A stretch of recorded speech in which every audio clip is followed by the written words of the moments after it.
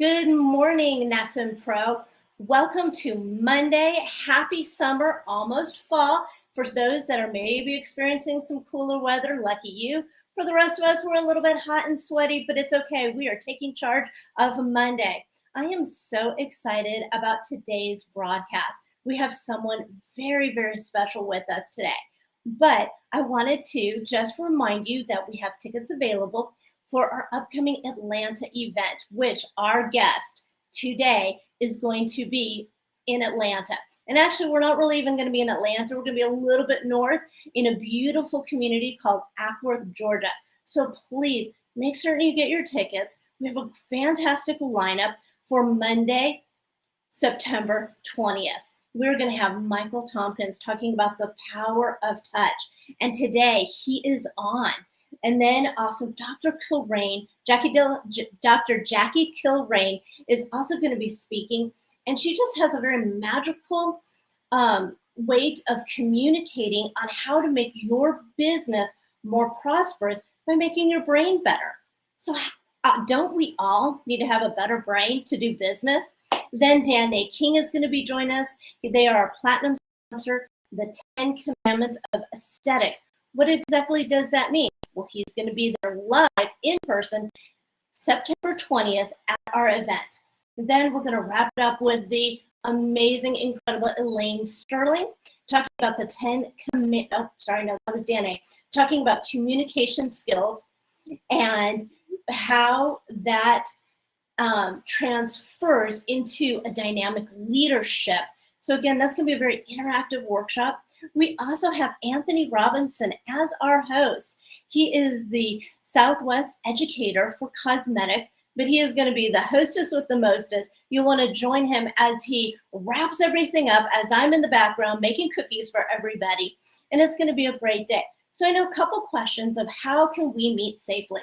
And I'm actually going to ask that to Michael Tompkins, who is a partner at Hutchinson Consulting, and he is live today with us. So if you have any questions for him about the spa industry, about how to get hired, about maybe working with his consulting agency, type in the comment box where you're joining us if you have any questions, because good morning, it is Monday, National Aesthetic Spa Network, and we are live. So Michael, join us today. Good morning, Michael. How are you?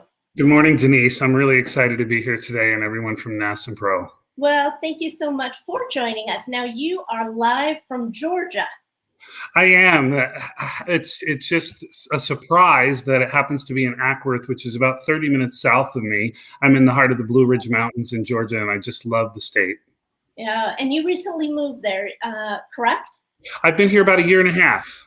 We moved in the middle of COVID, and it's been a perfect segue into a little bit more private and a little bit more retirement sort of ready.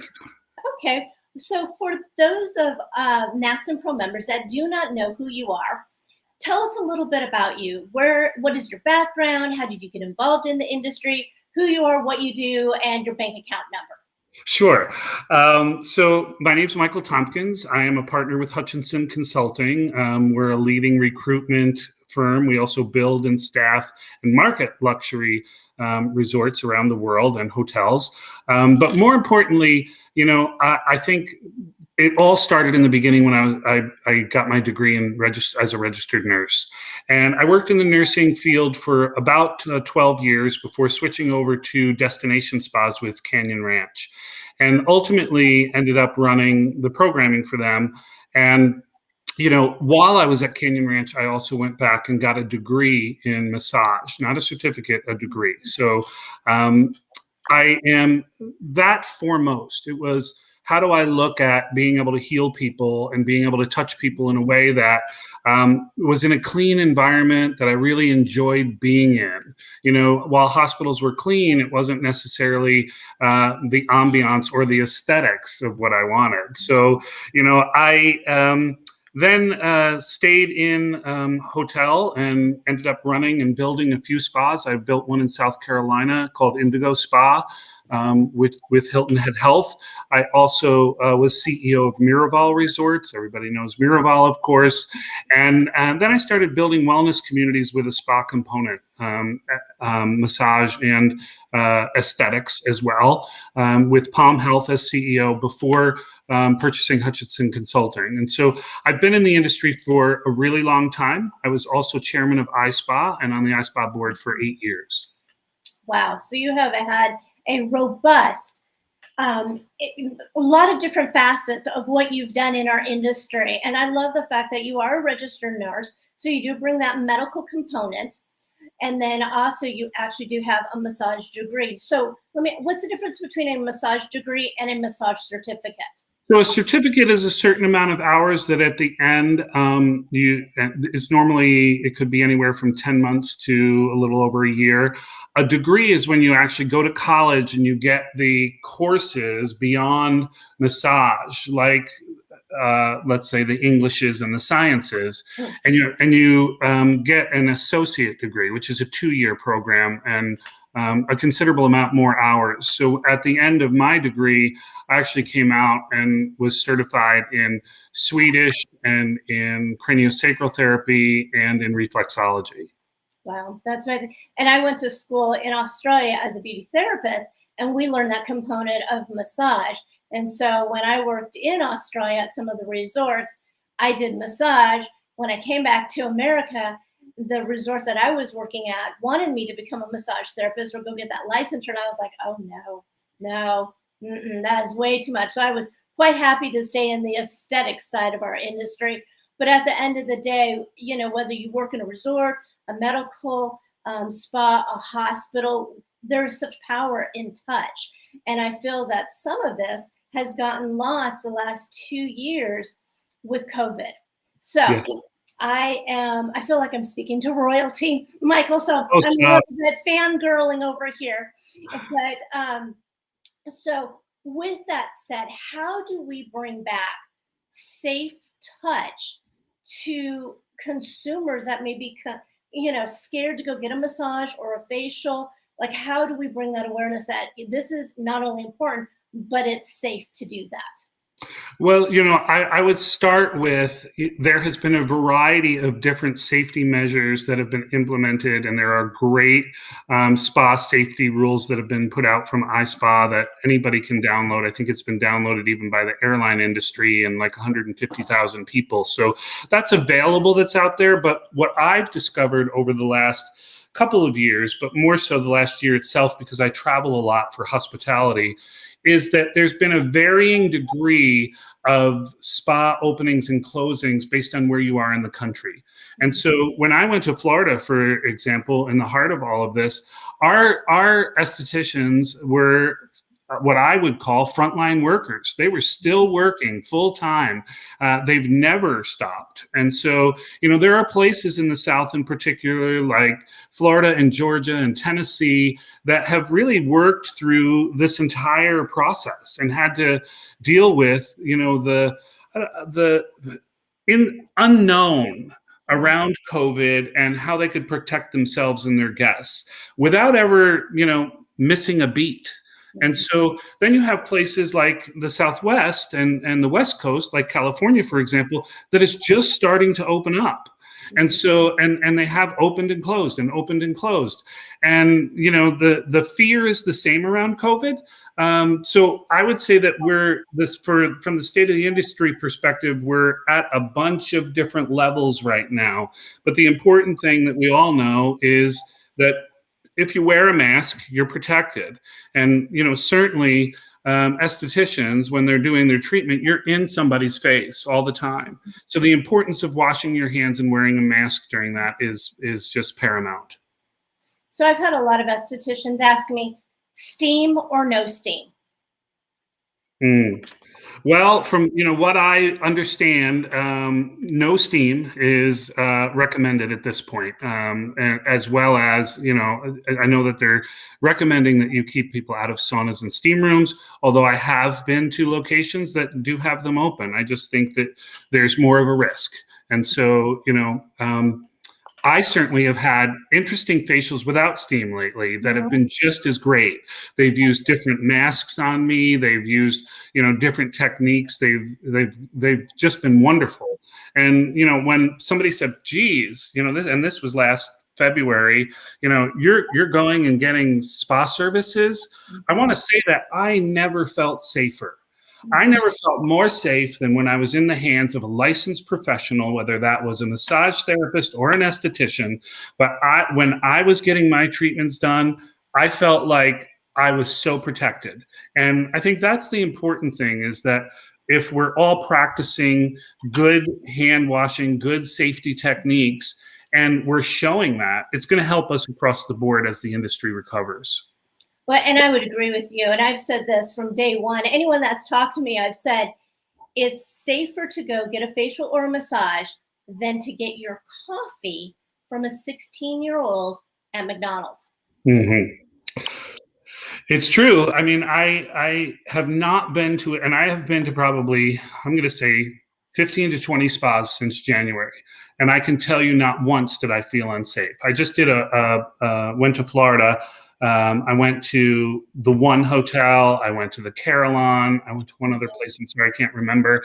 But I felt like I was just as safe as if I was in the operating room, and probably safer than the operating room, because everybody with COVID is going to the hospital, right, whereas people with COVID are not going to spas. And, I've seen measures where people have taken temperatures, where people have, there's all kinds of, release forms now. And so it's really great to see that our industry, with its resilience, is back up and running in a way that makes me proud that I'm part of spa, and certainly, estheticians and massage therapists who really deserve a tremendous amount of kudos. Mm-hmm, absolutely, and I agree with you. So another question that has come up: touchless services versus touching services. And I know this, I was on a virtual Zoom conference call last year, and the subject came up about how touchless services are really being implemented into the resort industry. Maybe not into a solo esthetician, though there are some pieces of equipment you can use. Now, as a practitioner, because I'm a licensed esthetician over 30 years, what does that mean for me as far as a job? Am I no longer going to be allowed to work? Not allowed, but is there going to be less jobs in the resort industry, or what does that look like? Well, I think the estheticians are suited well for the future. I will say this, touchless services, okay? So I have done them. I have gone to 2 different locations for touchless services, one in Miami and one in St. Louis. They have been outstanding. As a massage therapist, I walked out of those services that a tech put me in them. I laid there, the machines did what they were supposed to do. And I have to tell you, I had the same physiological response that I had from massage. 2 and 3 days later, I was still feeling excellent. That said, there is no touchless facial, none. So we don't, as estheticians, you don't have to worry, because, one of the things that I see is touchless services will be used as an adjunct, but there is no replacement for human touch. And, for me, estheticians are a different level, and I'll tell you why. Your skin is your largest organ on your body. And while, only physicians can diagnose, and I'm a registered nurse when I say this, licensed estheticians know the skin. They know what you should have on it. They know if they put something on it that doesn't look right, they can fix it quickly. They know that if you have issues in your skin, they sort of diagnose what you should have, whether it's based on dryness or oily or acne or maskne or what it might be. And so I see estheticians as never going away and only growing, particularly if the touchless services take off, because more people will be looking for touch services. When I was a nurse, I learned that, they say, well, what will a baby die from in the first couple of days? And, you think, well, it would die from lack of air, or it would die from food, or it would, all these other things.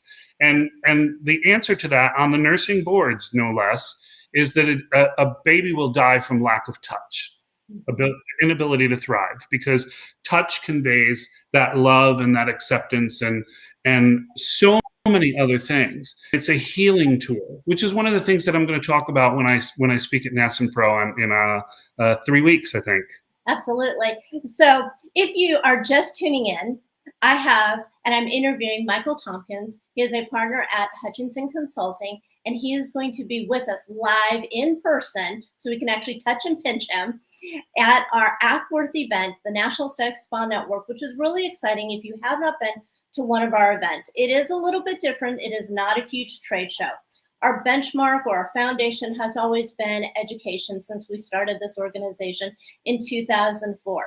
For those of you that know our story, we started very humble roots, 12 estheticians in a round table, no vendors, and it was just us. Now we've grown to over 31,000 members nationwide, globally. Estheticians, physicians, chiropractor, massage therapists, spa owners, resort directors are all part of our community. And we work with a lot of other amazing industry partners, such as Michael. And we always give kudos to what he's doing, what iSpa is doing, and what our other friends and family in our industry. And we've really come together over the last 18 months to be able to provide information and resources regarding COVID, rent relief, just all the different things to keep you guys in business when you've been locked down or haven't known what to do, how to reopen. So again, all of these organizations have really stepped up to make our community stronger. And I really feel like, I was speaking with Lisa Michaels from Live Love Spa, and, both her and I were just, talking about, how do we safely create pathways to even get back to conferences, events, and trade shows? So Michael, have you been to a conference or an event or a trade show within the last, just this year? Let's just talk. Yes, I have. Yes, I've spoken at several. I went to the Florida Spa Association one in Delray Beach, which was phenomenal. I think there was about 110 professionals who attended that. It was really well laid out. I felt like there was social distancing. There was enough space in between tables. At the time, people all wore masks, or if they were vaccinated, I don't think they were, but I wore a mask except for when I spoke. Again, I felt really safe. I love football, and I am a season ticket holder for the Atlanta Falcons, and I'm not going to miss the football with 70,000 seats, and fans in the stadium, but I'll do what I can to maintain my own safety initiatives for me and for the other people around me. But at the conferences that I've been to, I think they've all been well done. I've also seen a lot of events that have been indoor and outdoor. Particularly in nice weather areas, or had the doors open to the rooms that I have walked through, or the hallways that I've walked through. So, I think that we're doing a good job. Like I said, I think the best job that I've seen is inside the spas themselves. I know in January for us, we had our event in Florida, and we were the first event of 2021. And I told the vendors and I told the attendees, I said, you watch, in about a couple weeks, you're going to start seeing more events, more trade shows, because somebody had to be first. And so for 2020, and there was a lot of pressure. I kind of was like, I don't want, we're not here to try to kill anyone's grandma or get anyone sick, but we do have to create a safe pathway so that we can get together, that we can safely do business. So some of the things that we did was, of course, that social distancing. But DMK, which is one of our platinum partners, they committed that for the entire year, they're going to give every attendee an 8-ounce bottle of hand sanitizer, their Ultrasan. So that was really nice. So when attendees walked in, not only did we do the temperature checks, but we also sprayed their hands. Not saying that no one had dirty hands, but just kind of creating that barrier on entrance. And then, of course, the social distancing at the tables, and then also at the vendor tables. So no one felt like they had to cram in and, feel like sardines. And I think that's the most important thing is, be respectful when you're at a trade show. You don't have to crowd at your favorite vendor. People are very cognizant of, oh, no, it's your turn. Go ahead, speak to that keynote speaker or, ask that question to that vendor. So I think, again, all of us are trying to create a really good, safe pathway so that we can feel comfortable doing the trade shows, getting back to events, so that we can get tools and resources and equipment to you attendees, the esthetician, the owners, so that you can do business. And I know a lot of businesses that are doing very well. They, even though they were closed and it was kind of scary, having that revenue fall, they're coming back twice as strong, and sometimes even 3 times as strong. For sure. And, you said a couple of things that I wanted to mention, and that is, when we go to events, we're always about handshaking and hugging. I mean, that's just the way we are. We're people who are naturally suited to touch. Mm-hmm. And so, what I've seen is people having social barriers or social distance that's appropriate, but still being able to talk and converse. But there's not been as much handshaking and hugging. And I respect that. And I think that's a really good move. But that's the importance of hand sanitizer, because we all know that germs are the number one place for germs is hand to hand. Of course, this is with COVID is also about mucous membranes that, we have to be careful about. But that, again, brings in an opportunity for estheticians in a way that we haven't had before. When you use hand sanitizers, as we all know, and as all the estheticians watching know, you kill the natural flora on your skin. Mm-hmm. So the good bacteria that's on your skin that eats all of those things or destroys things like COVID, or tries to keep the barriers to your skin away from COVID, are being killed by those hand sanitizers. It's alcohol, quite honestly. And what would happen if you got up every day and put alcohol on your face? It would really just start to get dry and brittle and cracked, and then, would break open and then become an opportunity for infection and an opportunity for these viruses and microorganisms to get into your skin. And so I say, for the esthetician, the hand treatment is more important now than ever.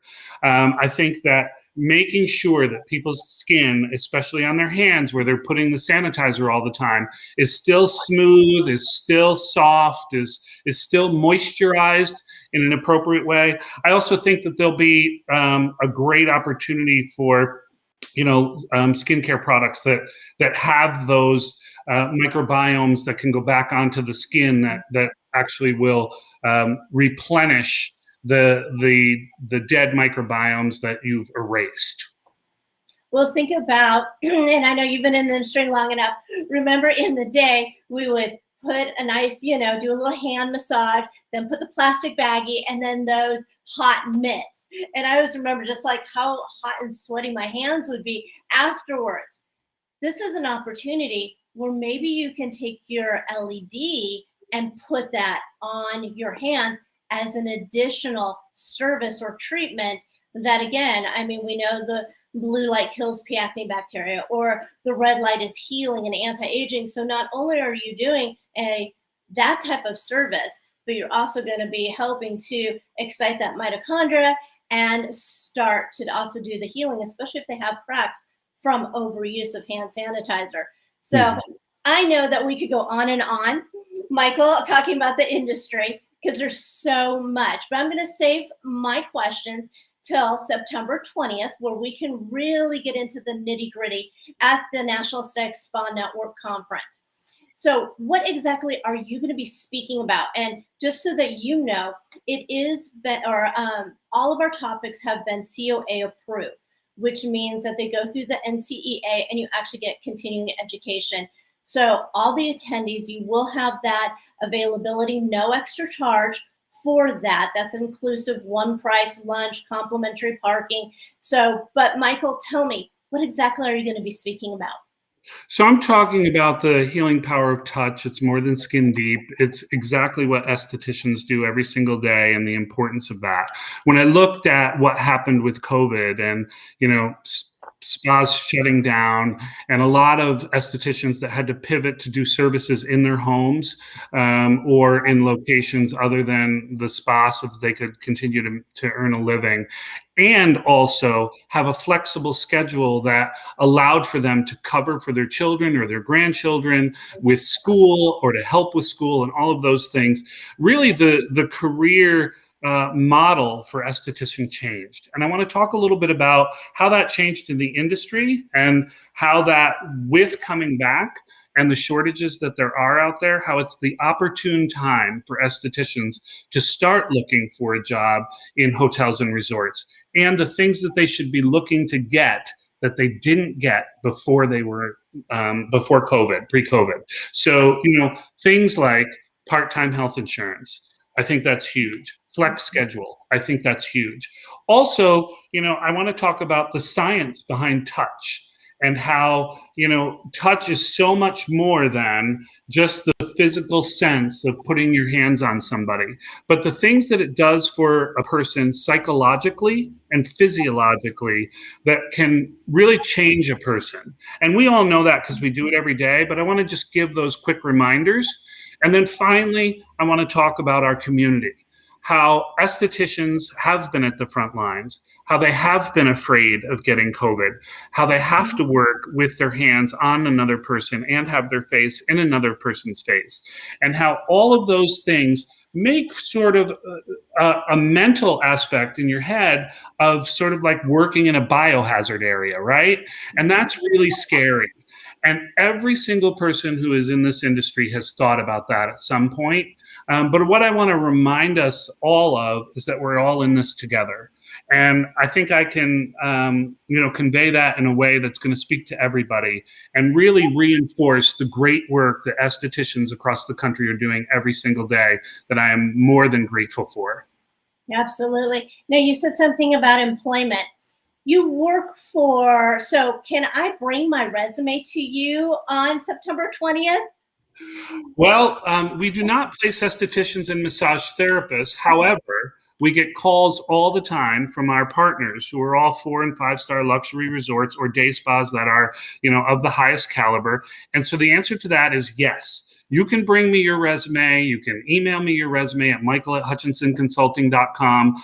I will get it to the appropriate people to make sure that you're going to a place that's going to value you as an employee. And I think that's the big thing, is that not only are we looking for those other things that I mentioned, but we're looking for a place that respects us as professionals. Absolutely. Well, thank you so much, Michael, for being with us here this morning. I'm so excited to be able to see you in person on September 20th in Ackworth, Georgia. And again, thank you for joining the National Aesthetic Spa Network today and also again at our event. So thank you so much.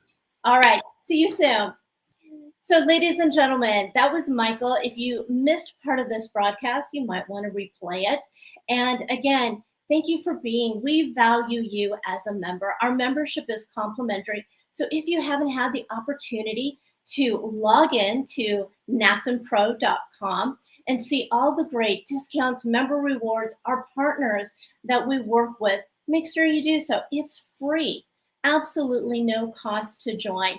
And as a member, you get discounts to our events. So some of our upcoming events is going to be, like we were talking about with Michael Tompkins from Hutchinson Consulting, is in Atlanta, actually Ackworth, Georgia, on September 20th.